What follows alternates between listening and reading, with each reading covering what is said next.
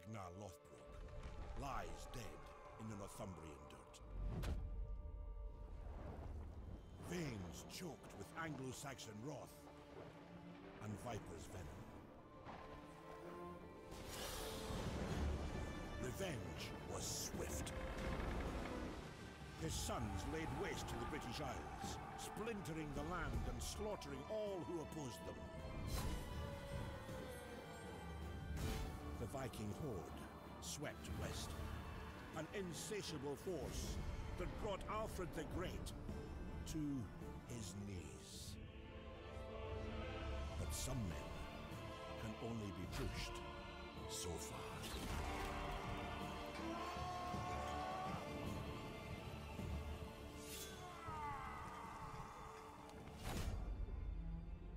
The year is now 878 AD. Whilst Norsemen settle land they once pillaged, Alfred of Wessex seeks to unite the Isles under one banner.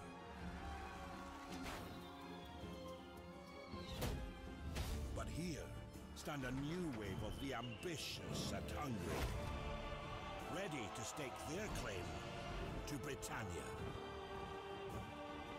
Kings will rise. One will rule.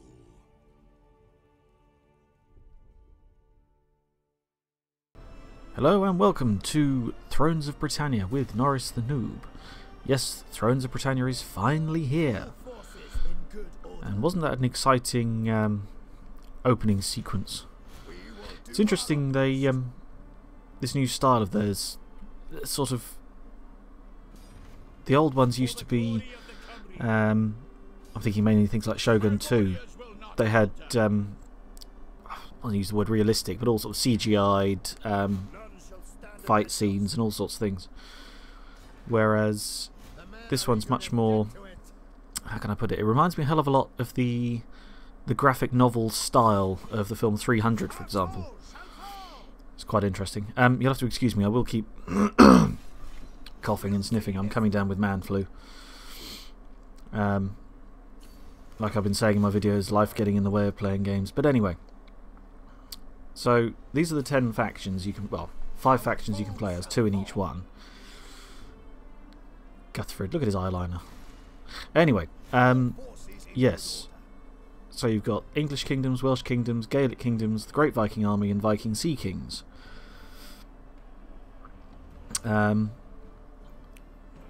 It's interesting in this one that the accents, the English sound English, the Welsh sound Welsh, the Gaelic sort of sounds Scots. I was thinking back to Medieval 2. I think the only accents you had in that were English and Scottish. So you had the Welsh sounding either English or Scots, I can't remember. And I can't imagine that endeared Creative Assembly and whatever to the Welsh population. But there we go. So yes, as stated in previous videos, I will be playing as, well, I was going to say the Saxons, in this case it's Wessex. I am suffering with a sore throat, so I'm not going to read all this out to you. If you want to have a read, then pause the video now and have a read of it. Good? Done? If not, we'll carry on. So yes, you got fame victories now as well. You got short fame and long fame. Reminds me of Caesar 3, one of my all-time favourite games, where victory conditions were set on things like prosperity level of the town you're building. Reminds me of that a bit. So yes, this will be, well, I was going to play for the first hour and just sort of give you a preview, but it ends up being a bit longer than that because of an unexpected battle that I just had to fight. So yeah.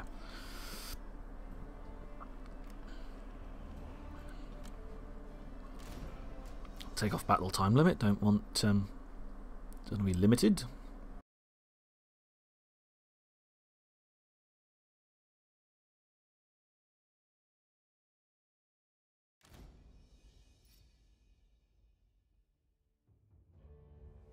Long have the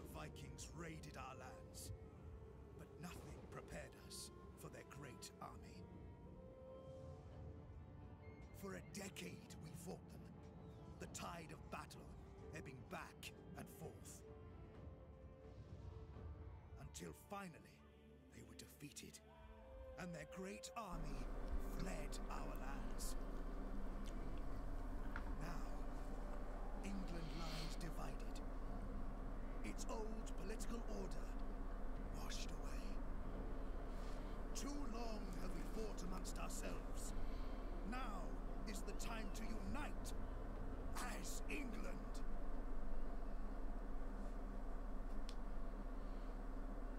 England is divided, weakened from a decade of fighting. West Saxa has suffered greatly, but its star is on the rise. It is your fate to bring order back to these lands. You have vassals under your protection who are sworn to aid you in time of war. They are Gwent and Glewisic to your northwest, Defan and Kernu to your west, and Sooth, Saxa and Kent to the east. It is important to maintain good relations with your vassals. If you do not, they may choose to break your treaty rather than join your war. Rumors abound of new Viking incursions in the south. You will need to build up your to make sure you are not caught off guard when they strike. One of your armies is ready to attack the southern rebels. Dealing with this threat promptly will bring much needed stability to your lands.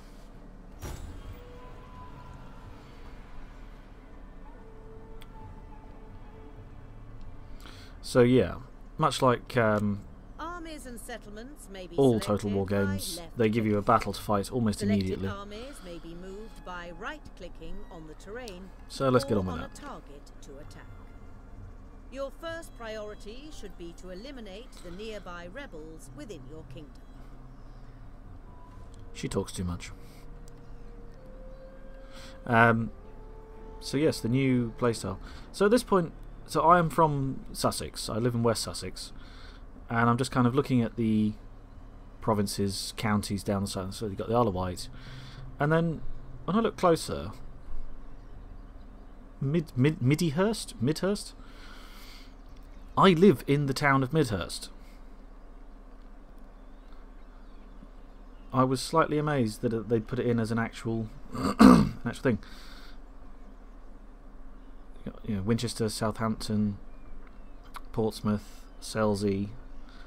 I think that's Stenning off to the right, and then Lewis, Guildford, Evesham. So yeah, I did spend a lot of time at this point. I literally got up the morning this was released and played for an hour or so, and the girlfriend walked in and saw me looking around the south of England. She goes, "Oh, that's interesting." And I said, "Look, they've got Midhurst." And she said, "Oh, do you own it?" I said, "No." She goes, "Why not?" So, yeah. I might have a treaty with them, but we'll see how long that lasts. But yes, I was talking about the art design on this. That cutscene at the start and whatever, it's very sort of... I think it's deliberately done in the style of old runes. Is that the right word? Runes? Engravings. On old things you find in old tombs and friezes and stuff. All very interesting, all quite in keeping, and very different to previous Total War games where it's either live action footage in the early games or CGI'd stuff. CGI, like the start of, for example, the start of Shogun 2, where it's a big duel between a samurai and something else. Oh dear, excuse me. Pevensey. Is that Pevensey? Hastings. Canterbury. Rochester, London. Dover. Yeah, I just spend a lot of time looking around which settlements, which towns, villages they've picked out to exist. as I said in a previous video, I was surprised when I played the Britannia campaign of Medieval 2 to find Arundel in there, which was, at the time the game came out, I lived quite close to Arundel. And yeah, it was a bit of a surprise. But of course, there's a big castle in Arundel, and it's medieval Total War, so yeah.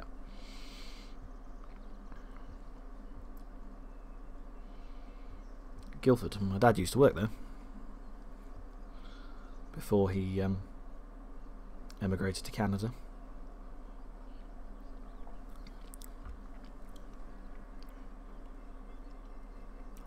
I might edit some of this bit out. It's not Oxford, it's Oxnaforda.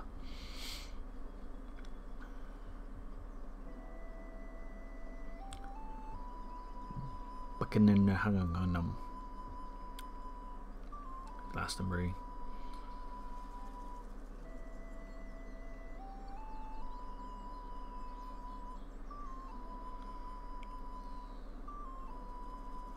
Bodmin, that's still there. It's interesting to see how much place names have changed, and there's Lincoln. Yeah, how much place names have changed and how much some have stayed the same, like Kent spelt with a C instead of a K, and Thetford, Norwich, Northwick in this case, which is, yeah. Now what's it spelled? It is Norwich. It's Norwich, isn't it? But pronounced Norwich. So those of you that aren't, shall we say, English speakers, or even, shall we say, those that speak American English, some of the pronunciations like Worcester, Worcestershire. I know it's spelt Worcestershire, but it's Worcester, or Worcestershire. Norwich is Norwich, not Norwich as it's spelt. It's our language, we invented it, mostly. We can do what we like with it.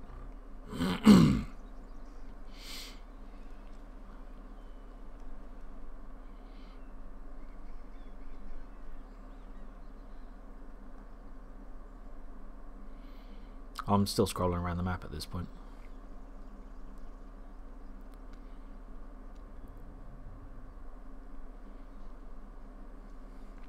So apparently I think there's 80 provinces in this, or counties. Which is a lot more than was in the previous medieval Total War, the original, the Viking invasion map. Sorry, the dreaded man flu is going to my head.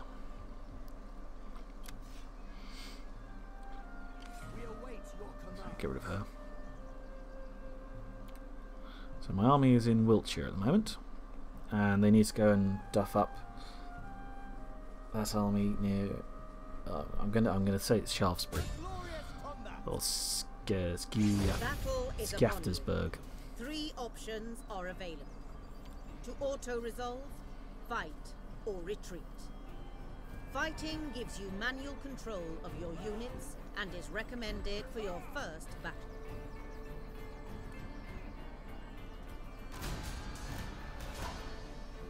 So yeah, those of you who've been watching my old versus new videos, you'll know that I don't generally auto-solve battles. Auto-resolve battles, I should say.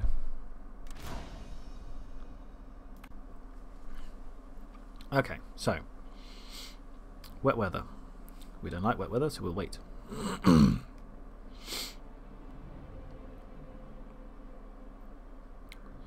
Bit of fog. Yeah, that'll do. Your troops must be deployed before battle. Left-click on units to select them, and right-click on the terrain to instantly move selected units. So the battle advisor in this, in Rome 2, I believe it was Mark Strong, quite a well-known British actor, usually plays a villain. This one, this battle advisor sounds a bit like Gimli from Lord of the Rings.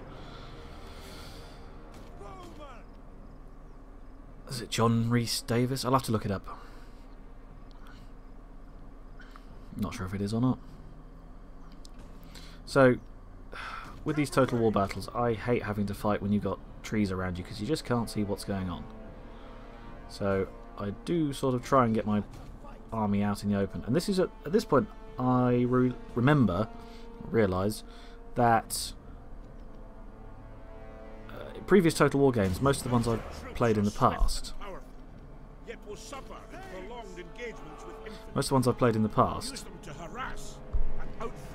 have had the general is on horseback, because it's just easier to get around the battlefield, etc. Not so much, I think since Rome 2, I might be wrong, correct me if I am, since Rome 2 that's not been always the case immediately. You can select, when you raise a new army, you can select the general's unit to be horse or spear or whatever unit you want. In this case my king is a unit of sort of heavy swordsmen, which I suppose in some respects it makes him better at standing and fighting, which can be useful, but it's not so good if you want to get him out of trouble. Another thing I noticed in this, I don't remember seeing it in other games. I know you could in Shogun 2 and things, you could dismount, you get your general to dismount for example, but in this one, so I've got scout riders, or whatever you want to call them, scout cavalry of some description. You can order them to dismount. As it says, it's better for engaging spearmen because you don't want your horse charging into a very long stick. So this is another thing I've noticed. They don't call it a shield wall anymore, it's now a shield castle. So I put them into that just to see what it looked like. Oh god. It's quite shiny shields. That won't last. They will know fear. And this is when I noticed that the archers at the behind them, there's a couple of guys there. There you go. A couple of guys there that have shields, so they must be what do you want to call it? The NCO in charge of the unit. I don't want to say captain, but kind of the whatever the Saxon equivalent is of a centurion in charge of his century. So yes, they are lacking in ranged attack, so play to your strengths, send in your ranged attack. And of course, having got my army in the open, I've now got to put them back into trees.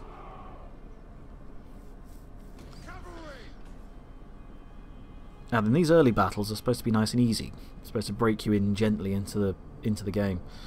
And I still managed to make a hash of this one.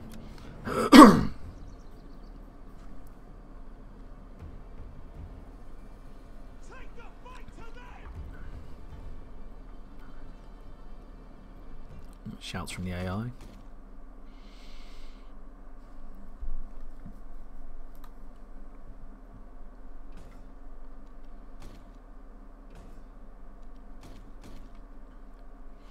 I'm wary of sending my archers in so close to the enemy because they do have cavalry. And in the game of rock, paper, scissors, cavalry beats archers virtually every time. Our hidden units have been discovered. And there's cavalry on the move. So, yep, we've got flaming shots as an option.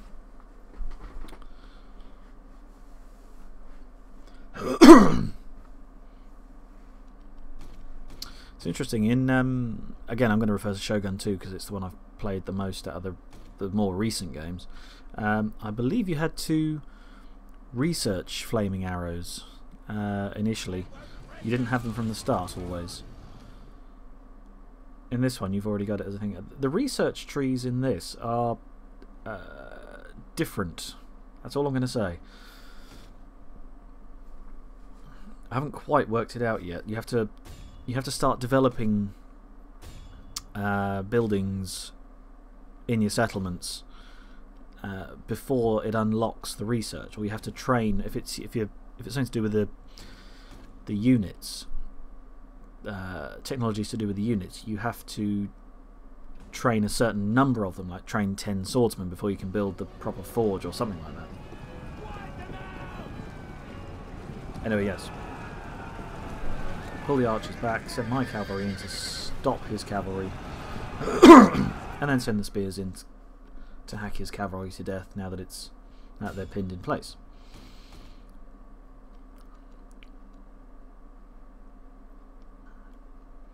Get the archers to shoot at something else, not the horses. Don't want to hit me in troops. Now, I hadn't planned for there to be a second battle in this, but there will be later on, which is why the video ended up longer than planned. And you'll see why.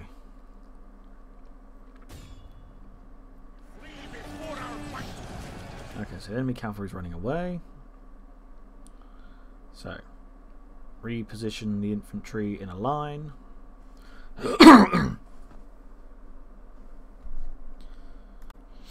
Because you always hold the line.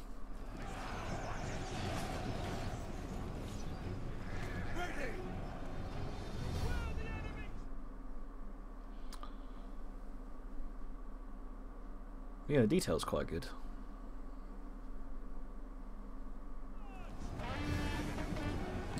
There are subtle differences between individual soldiers. They don't all look exactly the same.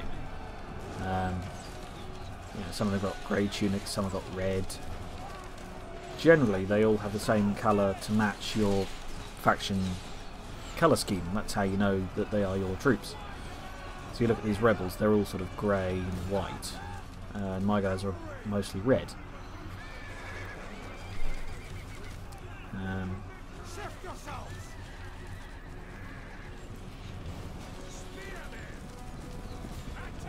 So yes, my cavalry is being chased down by spearmen. That's the wrong way round.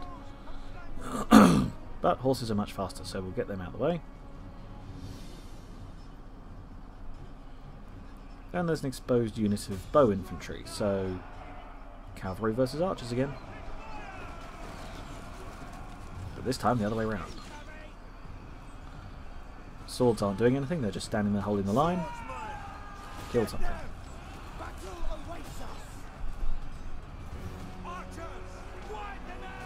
Yeah, I think I ended up losing... Yeah, I've lost half my cavalry already. That definitely wasn't planned.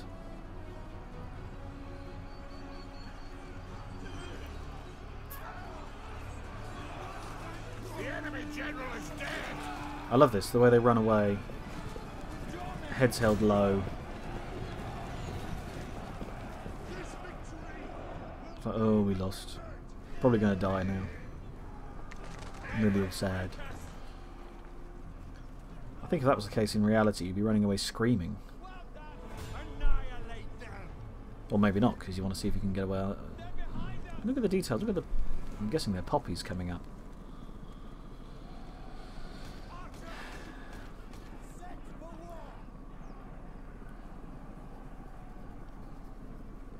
So, of course, we all know, at the end of the battle, send the cavalry in to run them down. The more you kill on the battlefield now, the less can come back later.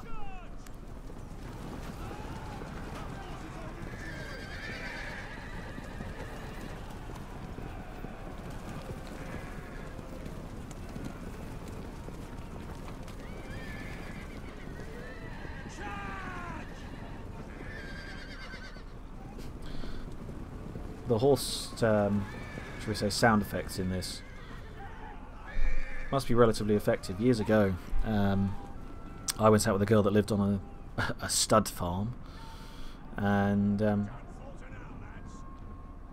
her mother walked past and kept hearing what she said. It sounded like horses in distress, and she kept wandering around, looking out the window, looking for which horse was in trouble on the farm. And eventually, I said, "No, it's just a game. It's on here." Oh.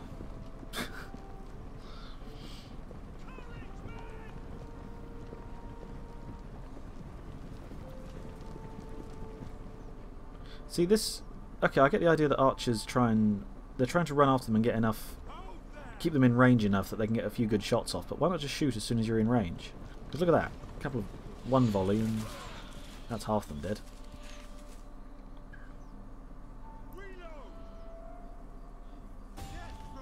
Yeah, the horses have nearly finished mopping up the remainder.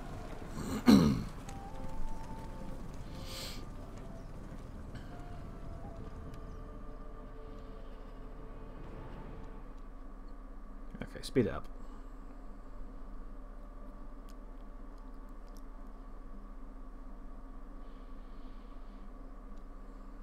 There we go, decisive victory.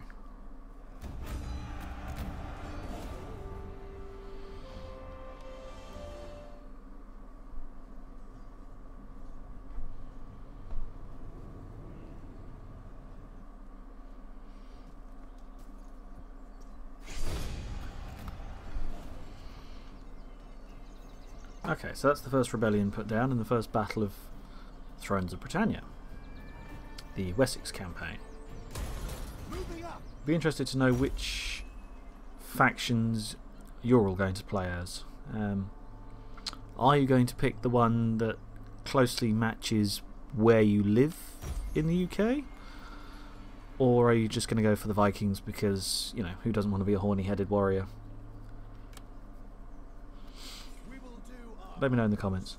Also, those of you outside the UK, who are you going to play as? That'll be an interesting one. Who are you going to play as and why? Yeah, you might go as one of the Gaelic kingdoms because your family came from Ireland. Say you're in America or Canada or something like that. There's lots of Scots in Canada, I've noticed.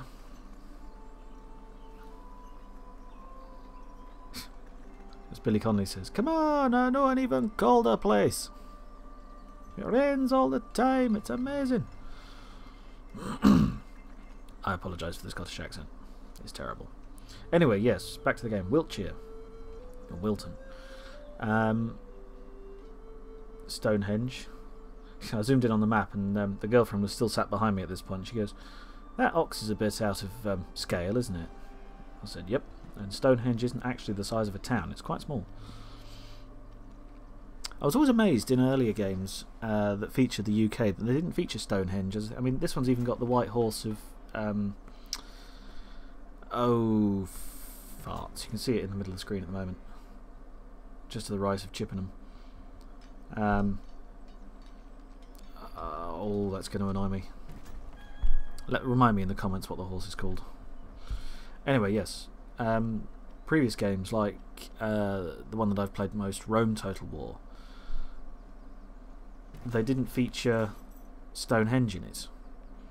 You know, you got they had the 7 wonders of the ancient world, the Pyramid of Giza, the Lighthouse at Alexandria, the Mausoleum of Halicarnassus, Temple of Athena, Statue of Zeus, and the Colossus of Rhodes. Oh, and the Hanging Gardens of Babylon. But they didn't have, you know, Stonehenge, which is supposed to be, I think, I want to say nearly as old as the pyramids, if not older. This is what happens when you're trying to drag up history knowledge. I use the word knowledge very loosely there. That you learned years ago and haven't done research beforehand, because you forgot that it was going to come up. Anyway, yes, so I was surprised they didn't put Stonehenge in previous versions of Britain in older games. Anyway, right, back to the game, where I'm still sort of going around the settlements and working out which ones they've brought in, what real settlements they've included. You got your victory things, you've got your economy tab, all pretty standard for the Total War franchise. Trade partners, so you are already trading with some people, not completely devoid of income.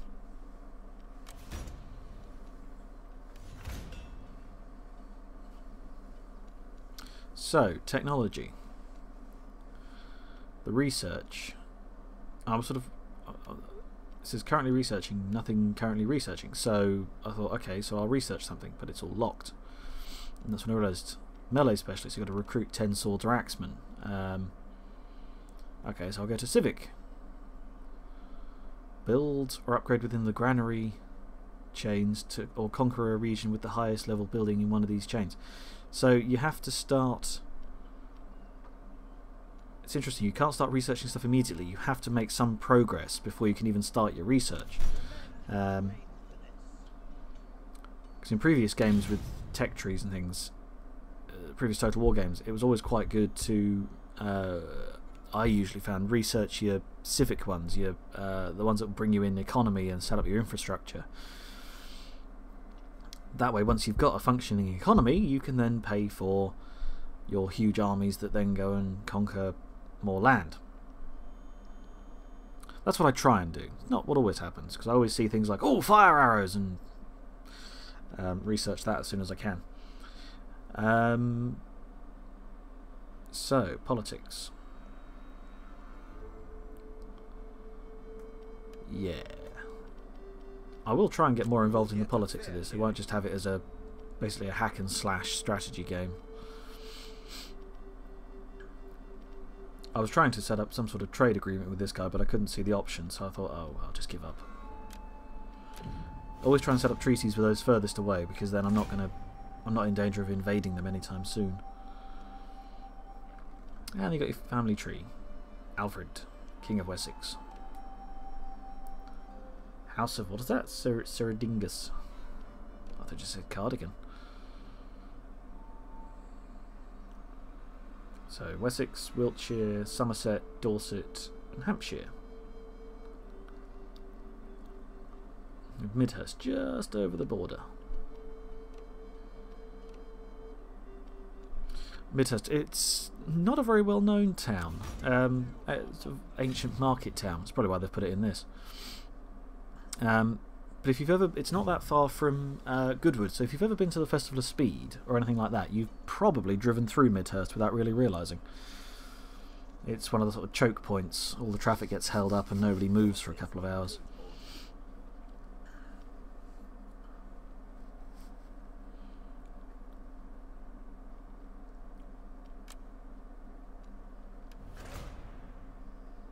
The Swine Army. So, as with, for example, Rome 2 and things, you can build up a retinue for your general. Each one brings a different. And I thought, oh, have a champion. They're always quite good. And then I started looking. I selected that one, and then later on, I start looking at what the others do. And some of them are more useful, I think. Forager, so unit replenishment. Better upkeep when you're on campaign. That's quite useful. Pillager, more raiding income. I don't tend to raid. More campaign movement range from the quartermaster. That's quite useful. Plus one siege holdout time from the siege engineer. So I think generally I go for the forager and the quartermaster in this, because they are, I think, have the best perks. Oh dear, excuse me. The Swine Army. I might have to change that name. I'm not too sure about that. That was one thing. I wasn't terribly enamoured with Rome 2 when it came out, but I did like the fact you could choose what sort of banner your army had, what they carried, what their mascot was, what their name was, that sort of thing, and the way the history sort of carried on with each individual army. I did sort of forget when I started playing this one, Thrones of Britannia, that in order to train new troops you have to already have a general to put them into the army. You can't have individual, you can't just raise a unit of infantry or whatever anywhere you want, like older games. You can't, you have to have a general nearby to send them to immediately. Which I can sort of see why they did, but it can be a little frustrating when you think, right, I'm going to start training men everywhere that I can train men, and yeah. I know, okay, you can do it by clicking on the general first and clicking it that way, and then they recruit straight to him, but it's, I don't know, I'm just an old stick in the mud, I suppose. I've been so used to the old way of doing it.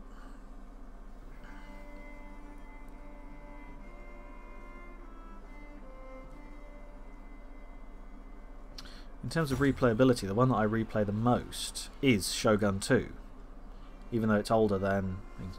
Okay, so mission issued. The Great Viking Army. They've landed in East Anglia, so I've got to go and eliminate East Angle. Oh dear. Sorry.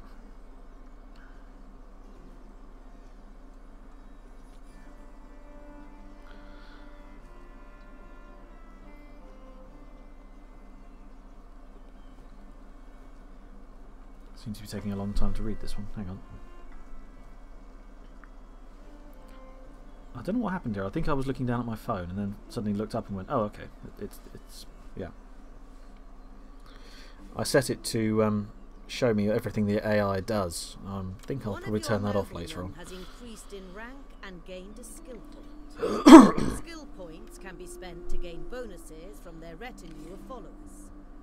Click the notification. Available skill points may be spent on the retinue of followers, shown on the right-hand side of the character details panel. By improving a follower, the effectiveness of the noble they follow is improved in turn.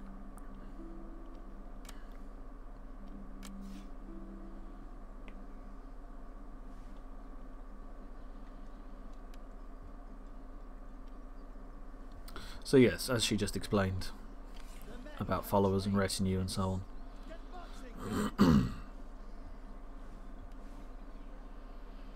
So I'm just marching. Armies don't walk, they march. Marching up to the border between Sussex and Hampshire.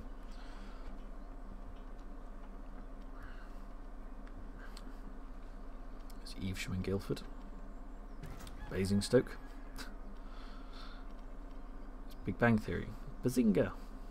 Bazengus in this case.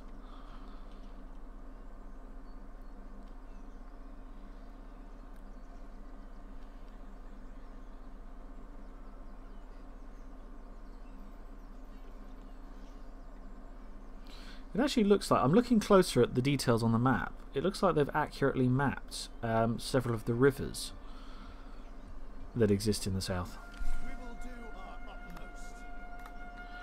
Because when we get to fighting in Midhurst later, the River Rother flows right through Midhurst, and on the battle map there is a river. But yes, just looking at the maps, or the campaign map, it's they appear to have done quite a good job. I mean, my geography is terrible. I will freely admit that. Somehow got a B at GCSE years ago, but that, yeah. No idea.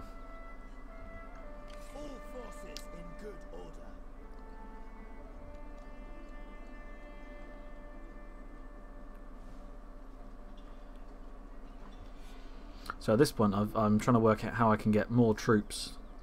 This is the point where I remembered, oh yes, I can't just add troops willy-nilly. You've got to put your army into a fortified position and then send trained troops up.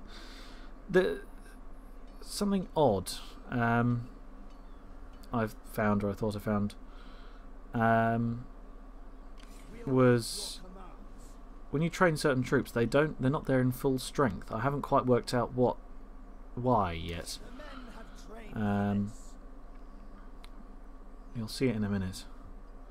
And this is when I realised, oh, I've got a second army that I'm not using.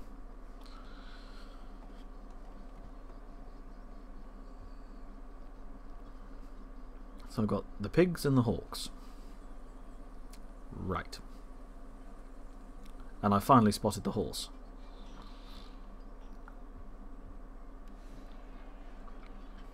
In Wiltshire.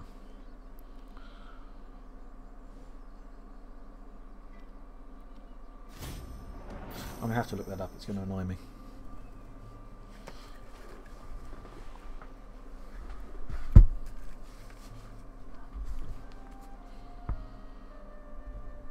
Just while the AI is doing its thing.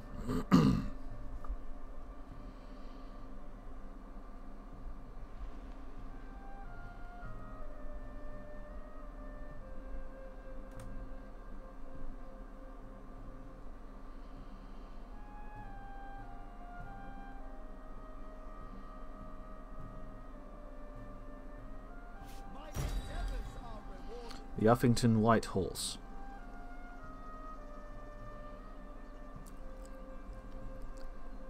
That's what it's called.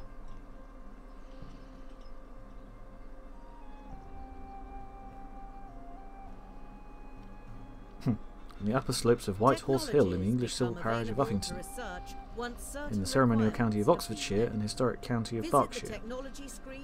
So although on this it's shown as being in Wiltshire, it's actually in Oxfordshire.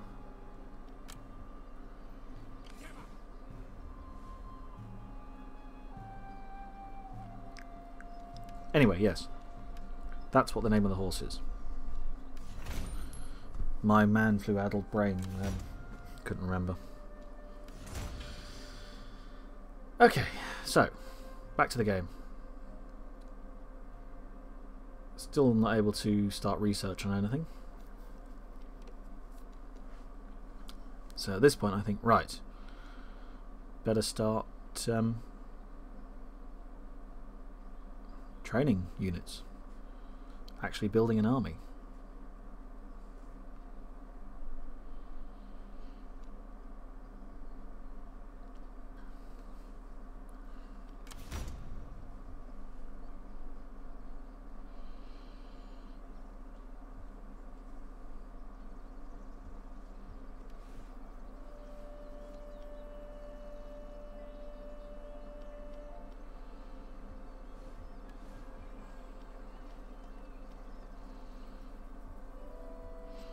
And unlike unlike the you could say the predecessor of this game, the Viking invasion of the original medieval Total War, in that each turn was a year. In this, it's each season, so every 4 turns is a year. It enables you to do a lot more, a lot quicker. In how can I put it? In game time as opposed to actual time. Actual time it takes a lot longer.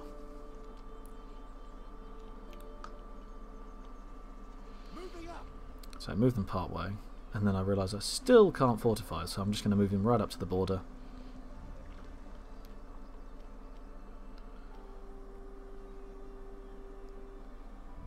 I can't see what.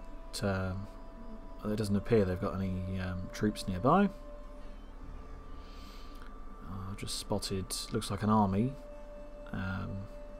just outside London, which is quite close to my the border with my owned area.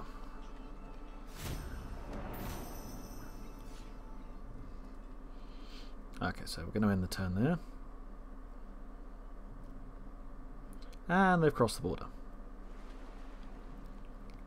Now there's nothing there to stop them taking Evesham. Or Ebsham, whatever it's called. So I don't know why he does. I don't know, maybe he's just testing what my reaction will be. Or scouting out the location, maybe he's going to invade later on.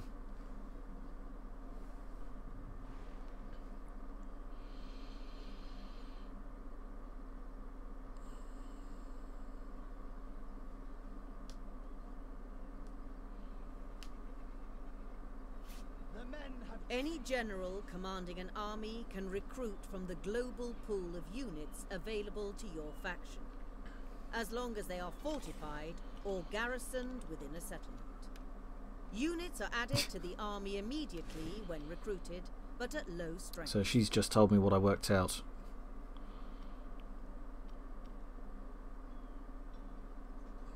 Okay, so that's interesting. That's why it does it.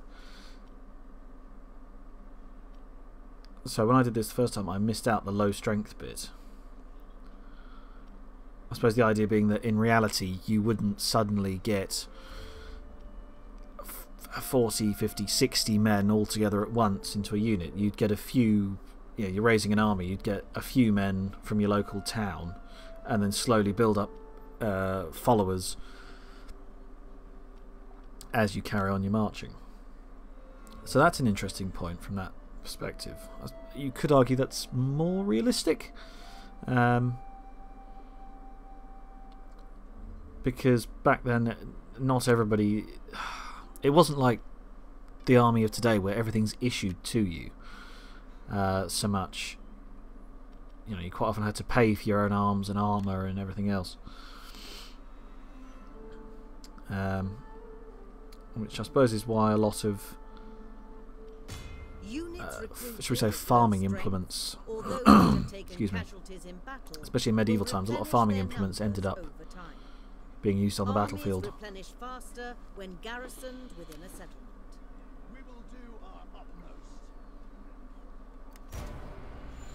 So like I think it was in Medieval 2 you had billmen you could have as units. A bill hook is like somewhere between a machete and an axe or a hatchet. Basically anything with some sort of handle and some sort of blade could be used in a war situation. Like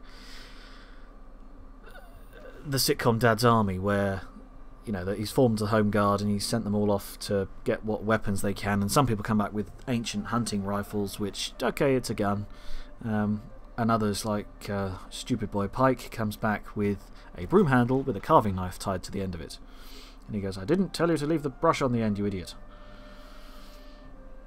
But you know, you could stab someone and then sweep up the blood afterwards. I don't know. 2 for the price of 1.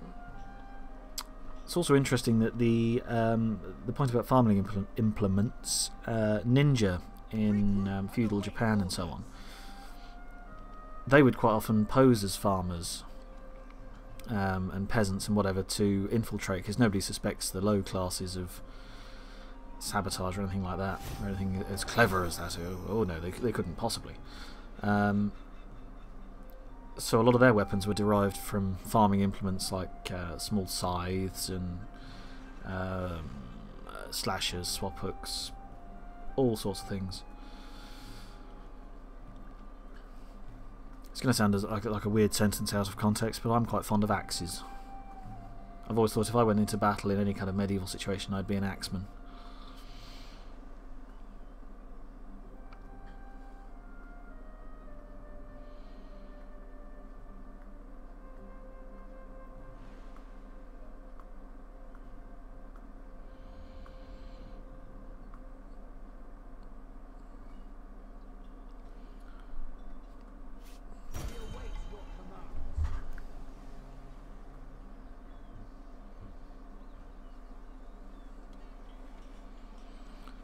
Okay, so a fleet of Vikings is heading Unify your people into for a the greater coast. kingdom.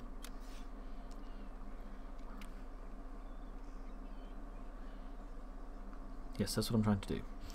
The men have trained. Right, so back to Sussex.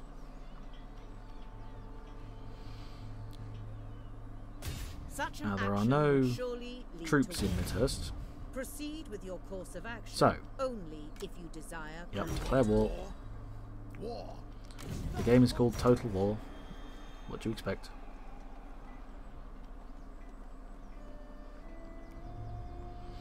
So because there's nothing defending it, I've taken the settlement Your kingdom immediately. has a new estate, which has been taken into the possession of the king.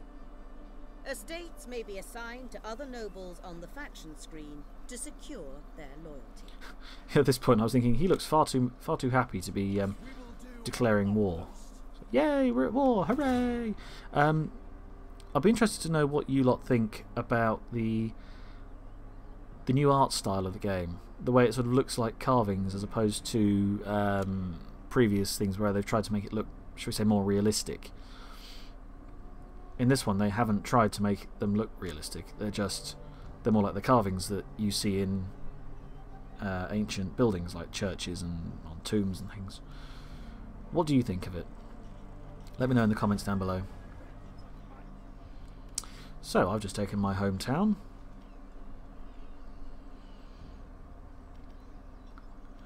And at this point I was going to end the game here and make it, you know, roughly an hour, because I'm finding hour-long videos are taking forever to upload. So I played this the day it came out. I'm recording it the day after, on the 4th, May the 4th, National Star Wars Day. But I bet it won't be up until tomorrow, the 5th it'll end up being. So sorry about that. I will work out how to do it eventually, quicker, but for now, this is all I can manage. Yeah, Midhurst, or Midyhurst as they've written there. It literally just means middle forest or middle woodland kind of thing. Midhurst was a large swampy area on the South Downs, but you know, it had the River Rother running through it, so it had water, and market town built up. And it's on the sort of, it's on the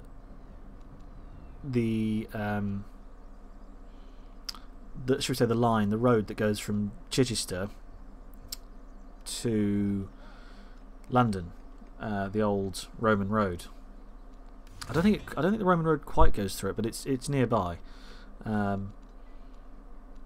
think Chichester, was it, the Romans call it Nova or Novia Magus, and obviously Londinium. But yes, anyway, getting all excited because my hometown features in a game. I know it's a bit sad, but I was pleased. Shut up.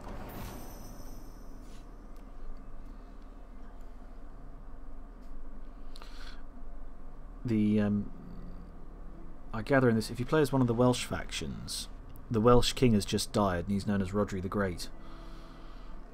And a friend of mine that I was at university with, his family is Welsh, and his name's Rhodri, and he thought it was brilliant. But anyway, right, so unsurprisingly, the king of South Saxon, isn't too happy with Wessex, the king of Wessex, invading Midhurst, so he's come up from Selsey to give me a bash. So I had been going to end the game here, but this is why it ends up being an hour and a bit, because I thought, well, can't turn that down, let's see what my hometown looks like on the battle map. And then I look at the number of troops, and I start to think, oh, this is not gonna go well. I can't remember what the figures are. I can't see any exact numbers on there. I don't want to add all the numbers up. But yes, his army looks a lot bigger. Well, yeah, bigger and healthier. He's got more units. Was it 4, 8? 4, 8. Yeah, he's got more units, and more of them are full strength. But my king is a lot better. He's got a lot more command, he's got a lot more zeal, more influence, and he's younger.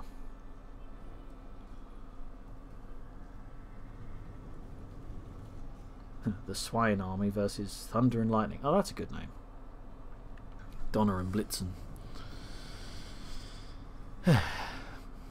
How many of you knew that that's what Donner and Blitzen meant in Santa's Reindeer? Hmm? Anyway.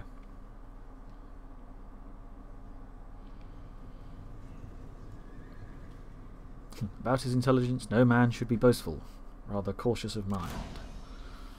I quite like the little quotes they add into this. Okay. Now it says our armies are fairly evenly matched, if not slightly in my favour, which I found slightly hard to believe when you consider that I'm outnumbered significantly. So again, the girlfriend was sat behind me, and she's lived in Midhurst most of her life. I've only lived in it for the last couple of years, but I did come to school here. So we're looking around and we're thinking, okay, so what have they made the town look like? Okay, so yeah, okay, there is a road running through it, yes, as there is in most towns. But you know, old market town. Yeah, I'd say that was a market town. I think I might have to fiddle around with the graphics a bit. The fire looks good though. So I think there's probably more detail to be had here. And yep, there's the River Rother. There's no bridge over the river in this map, but there is obviously now. I mean, Midhurst has minor claims to fame. Cowdray House, the ruins of Cowdray House. The guy that owned Cowdray House back in the 17th century had something to do with Guy Fawkes. I don't know if they were friends or associates or whatever. Excuse me. And I think Guy Fawkes was held there for a while, or hid there for a while before the government troops found him. I think. But yes, mainly Midhurst is famous for the polo. I sound like I'm doing a tourist board thing for Midhurst. I'm not, I promise. I have not been paid by the council or anybody to say any of this. I just find it interesting. Because I'm sad. So I thought, okay, so I don't outnumber the enemy as I normally like to do in these games. Always try and, because you know, fair fights are for losers.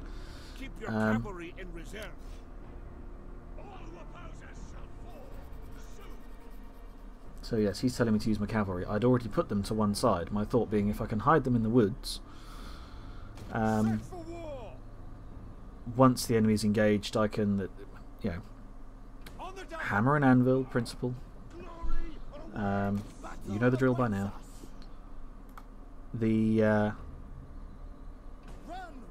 Yes, fix them at the front, smash them in the rear. That's what she said. Aha, no. So yes, at this point I realise, so 3 of my units are quite underpowered, under strength. So rather than having them stretched out thinly in a line, I'm making them a few more ranks deep. That way they can just absorb the impact of whatever hits them. Because if you have a really thin line, you know, you stretch out. Think of any of the games you've played, like Empire Total War, for example, or the Fall of the Samurai. You stretch out a thin line of muskets and then smash some cavalry into them. Doesn't matter if they've got bayonets fixed, they're going to mess them up. You get men flying all over the place. Put men a few ranks deep, ideally sort of 4, at least 4 ranks deep. You won't get that effect. I mean, you can see the enemy marching towards me there. What are they? 5 deep? So yes, I tried to hide my cavalry in the woods, but they're not actually hidden at the moment. I haven't quite realised that yet. But I also thought, if I keep the cavalry off to one side, then if he sends troops to intercept them, I can just get the cavalry to lead them on a merry chase around the map, and that splits his army. That weakens the force that's fighting my main force. You could argue that by splitting my army I've weakened mine, but I'd rather have fight the battle on your terms. Make the enemy do what you want them to. So I've just realised that my horses aren't actually hidden in those trees, so I'm going to move them to a denser set of trees. And just at that point I realised, oh, hang on a minute, they can hide in those trees.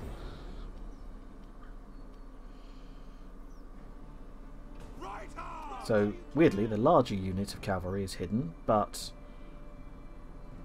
the smaller group isn't, which is odd.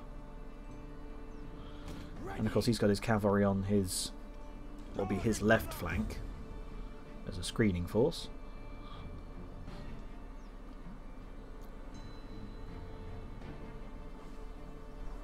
So, got the archers at the front, ready to start shooting as soon as they get in range.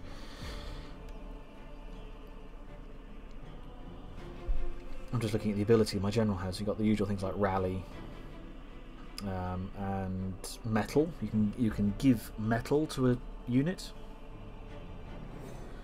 And the war requires resilience of spirit. That's quite difficult to say.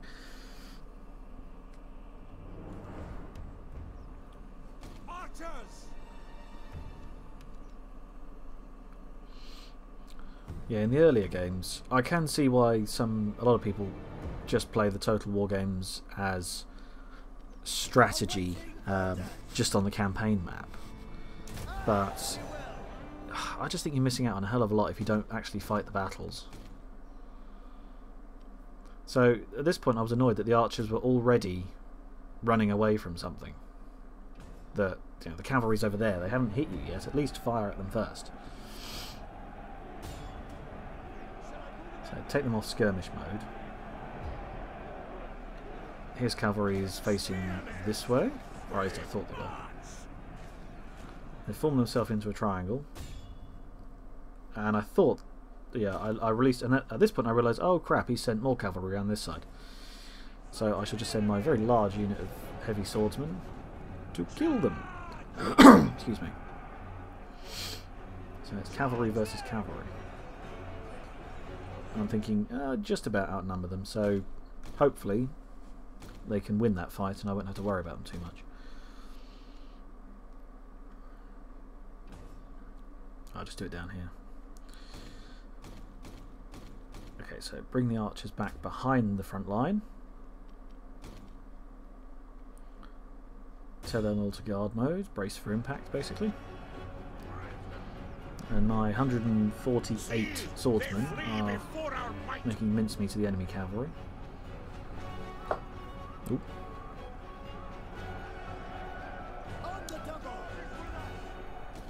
Trouble is, that guy... trouble is with these battle advisors and whatever. They say things like, you know, like he said, see, they flee before our might. But they say that every time a single unit runs away, which is okay, but if the enemy's got 16, 20 units, suddenly, you know, he says that and you think, oh good, the army's running away. Oh, it's just one unit. That's not good.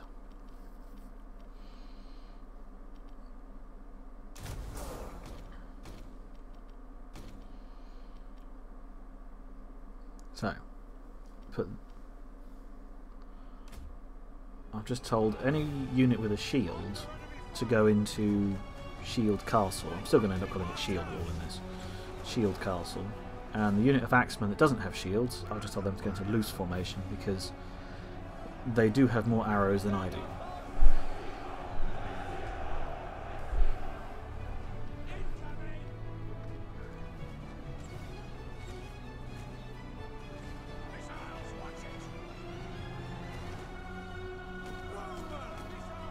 So I sort of think if I concentrate my fire on there, because if I'm firing it, ideally you want to whittle down the troops that are actually going to do the fighting. So your swords, your axes, your spears. But you know they've got large shields, and most of them have some sort of armor plating, or at the very least padding. So trying to hit them from the front, it just doesn't work. I wonder if, because the Saxons, according to the thing at the start, I think the Saxons have very good late game cavalry, as it calls it. So I wonder if they get some sort of version of horse archers, because that'd be useful. Just ride them around the back of the enemy and fire arrows into the back of them, where they haven't got a shield.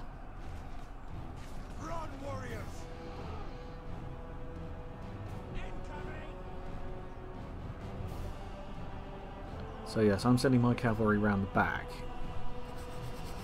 as the enemy doesn't have any cavalry anymore. Play to your strengths.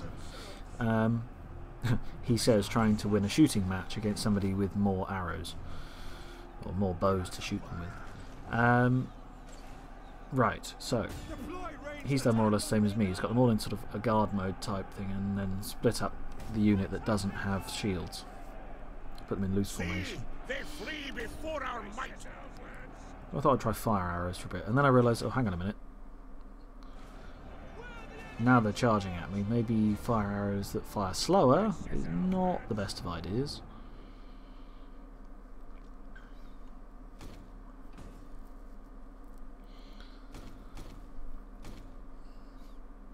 Right, so I'm gonna, as they're now running towards my front line, I'm going to bring the cavalry closer.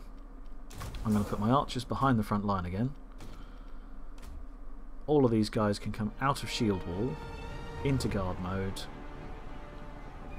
The Axes can go back into close formation, all 23 of them. Oh, God.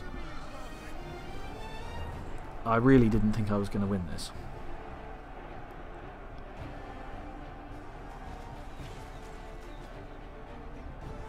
I'm sort of checking what other units have got lots of spear infantry.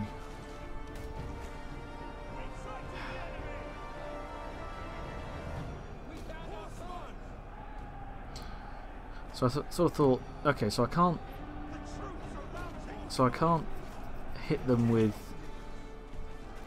If proper arrows don't penetrate, then I thought maybe, you know, firing fire arrows into wooden shields, they might catch fire, and I don't know. I don't know how much the game mechanics will allow for that. Okay, so he's sending his front line forwards to engage.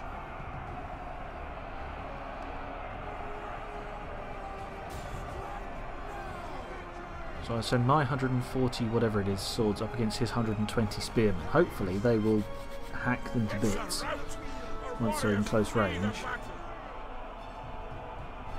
And I'm kind of relying on the right flank and the centre to hold up, just stand there, hold them off until I can smash the cavalry into the back. What I've got left of cavalry, that is, all 50 of them. It's reasonable. I hadn't noticed that some of the flags, the enemy flags, have started to flash white at this point, showing that they're running away. But yes, I sort of fixed them in the centre in the middle, the centre in the right flank, and then once my general's unit has, once the general's killed off those spearmen, I found myself quoting. Oh, which officer was it in the film Rorke's Drift? I think it was Chard, who said, you know, we've got to outnumber them somewhere. When, you know, he's got 120 men against thousands of Zulus. He says, you know, we've got to outgun them somewhere. So even if you're outmanned everywhere else, just try, get them, just hold them, keep them fighting, keep them busy. Get a unit free and then bring them round the back. That's generally how I end up winning these things. You send a single very tough shock unit, usually swords or axes, just something, send them round the flank and then smash into the back of whichever unit is closest, the enemy unit is closest. And you find you'll slowly start crumbling, and the whole line will fold up a bit like a carpet. You know, it starts at one end and just roll and flat steamroller the enemy in the middle.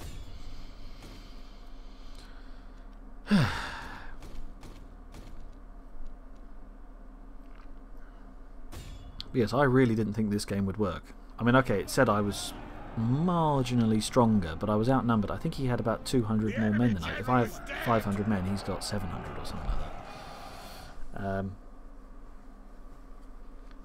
Generally, I mean, I'm a noob, it says so in the name. I don't know. I know it's only on normal difficulty, so it's probably the game being nice to me because it's early on. Or maybe it's because I'm fighting at home, so it thinks, yeah, you know, we'll let them win.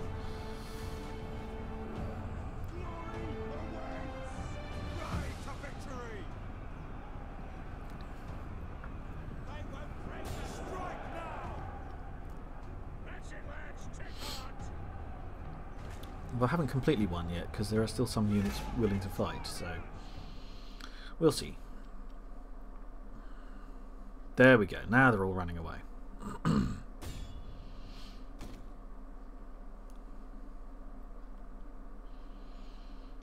this is when having more than one unit of cavalry is useful. So what I tend to do is I pick whichever unit I think is going to be most dangerous if they come back to fight later. So whichever the best units are.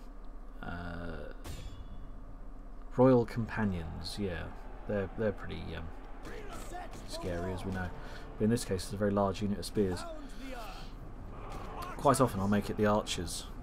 Any skirmishers will be the main target because they, you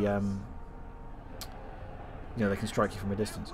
So at this point I thought, right, okay, we'll get the archers to shoot them from a distance. But then I realised, okay, 2 of my units have actually run out of ammunition, so can't do that.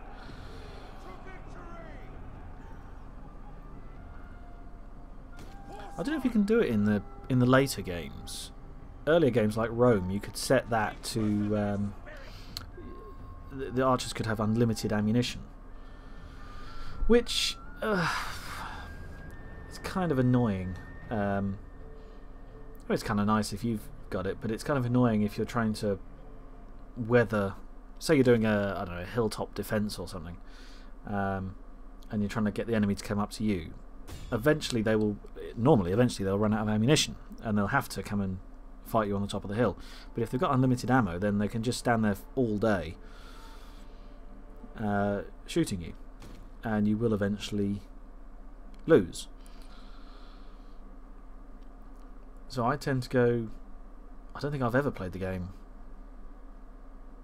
like a proper full game campaign with unlimited ammunition.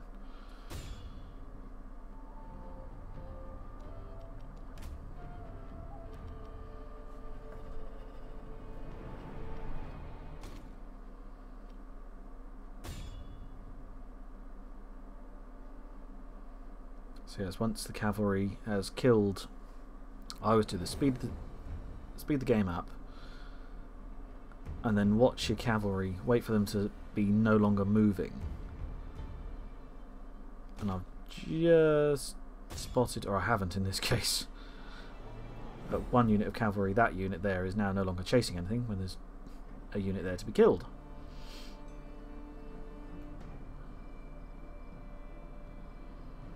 It's interesting, they put in little things like the detail of them jumping over the fence. They don't just run through it or round it or something, they can actually jump over.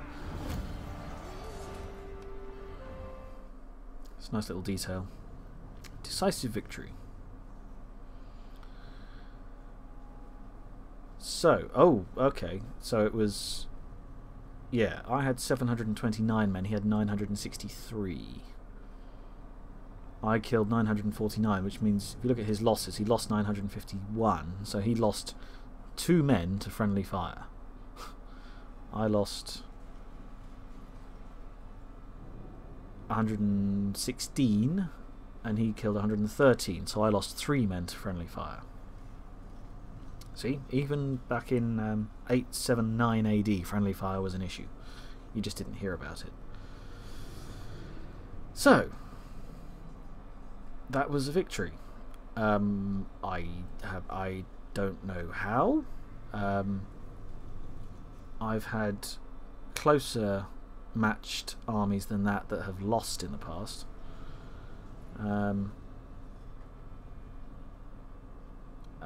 One example I can think of, I've even had, you know, supposedly my army is much stronger than the enemy army, and lost. I think I was doing I think I mentioned this in a previous video. I was doing a siege in the original Rome Total War, and I thought it'd be an interesting idea to go in with berserkers. Might have been, actually I think this particular one, I think it was the Barbarian Invasion, the expansion that came afterwards. I went in, did a siege with all berserkers, like 16 units of berserkers. They're only tiny units, there's only like 10 men to a unit or 12 men to a unit, so in terms of numbers it was tiny, but strength, they're, you know, unbeatable. Also, I thought the trick is to get into the settlement first. I stupidly pressed the go berserk button while they were still outside the settlement, and they just went berserk, ran up to the wall, did nothing, and got killed by all the arrows because they haven't got any armour on. Not my finest moment. So yes, completely smashed the South Saxon army. And this is where I will end the video because it's well over an hour now. I'm rubbish at keeping timings. Swidhelm is deceased. There you go, now they don't look so happy. Order is becoming a problem in one of Commanding the Thunder and Lightning Army. Those been that smashed by inhabit it the begin pig to army. stir against your rule. Appease Public or order's gonna be a problem. suppress the population to quell the That was something I noticed in Rome too. The way that the more built up the more built up you made a city, the worse the public order got, which kind of makes sense, I suppose. But it seemed exponential. The more you built, the more unruly and the more dirty and everything. It just got horrible. You were kind of limited. You had to keep your settlements to a certain size. Oh well, we'll see how this goes as it progresses. So that is the first hour and a bit of Thrones of Britannia, for real this time. So I won't call this one old versus new. I will actually get around to doing a proper comparison at some point now that the game has come out. I apologise for sounding so bunged up and horrible throughout this, but I can't help having man flu. So yes, I have been Norris the Noob, and this has been Thrones of Britannia. Finally. Let me know what factions you're going to play as, and why. And yeah, see you later.